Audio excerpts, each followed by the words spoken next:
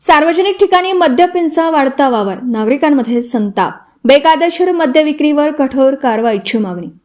लातूर शहरात सार्वजनिक ठिकाणी मद्यधुंद अवस्थेत पडून राहणाऱ्या व्यक्तींची संख्या वाढत असल्याचं चित्र पाहायला मिळतंय. विशेषतः अशोक हॉटेल ते जिल्हा परिषद मार्ग, दयानंद महाविद्यालय परिसर तसेच इतर प्रमुख रस्त्यांवर दारूच्या नशेत रस्त्यावर झोपलेल्या अवस्थेत दिसून येत असल्याची तक्रार नागरिकांकडून करण्यात येत आहे.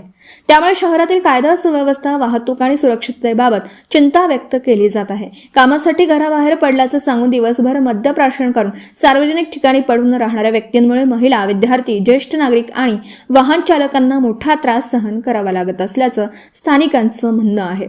अनेकदा अशा प्रकारामुळे अपघाताचा धोका निर्माण होऊ शकतो. शहराची प्रतिमाही मलिन होत असल्याची भावना व्यक्त होत आहे. काही देशी दारू दुकाने, बार, परमिट रूम आणि बियर शॉपी नियोजित वेळेपूर्वी सुरू होत असल्याचे आरोप सामाजिक कार्यकर्त्यांनी केले आहेत. या संदर्भात अनेक वेळा निवेदन देऊनही प्रभावी कारवाई होत नसल्याची नाराजी व्यक्त केली जात आहे. याशिवाय वैध देशी दारू, विदेशी दारू, हातभट्टी दारू आणि इतर बेकायदेशीर मद्य विक्रीवर कठोर कारवाई करण्याची मागणीही पुढे येते. सार्वजनिक ठिकाणी मद्यधुंद अवस्थेत पडून राहणाऱ्या व्यक्तींमुळे नागरिकांच्या जीवितास धोका निर्माण होणं, महिलांमध्ये असुरक्षिततेची भावना वाढणं, विद्यार्थ्यांवर विपरीत परिणाम होणं आणि शहराच्या सामाजिक वातावरणाला धक्का बसणे हा लोकहिताचा गंभीर प्रश्न बनला आहे.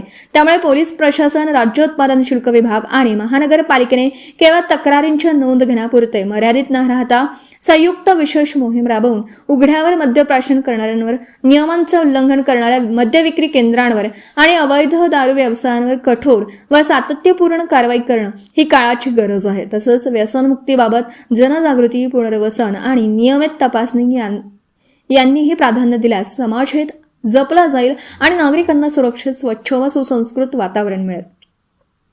दरम्यान शहरातील सर्व देशी दारू दुकानं, बार, परमिट रूम आणि बियर शॉपींच्या कामकाजाची विशेष तपासणी करून नियमांचं उल्लंघन करणाऱ्यांवर कठोर कारवाई करण्यात यावी. तसेच संबंधित विभागांच्या कामकाजाची वरिष्ठ स्तरावर चौकशी करून दोषी आढळल्यास त्यांच्यावरही योग्य ती कारवाई करावी, अशी मागणी सामाजिक संघटना आणि नागरिकांकडून करण्यात येत आहे. राज्य शासनानेही या संपूर्ण प्रकरणाची गांभीर्याने दखल घेऊन प्रभावी उपाययोजना कराव्यात, अशी अपेक्षा व्यक्त होत आहे. Subscribe now and press the bell icon.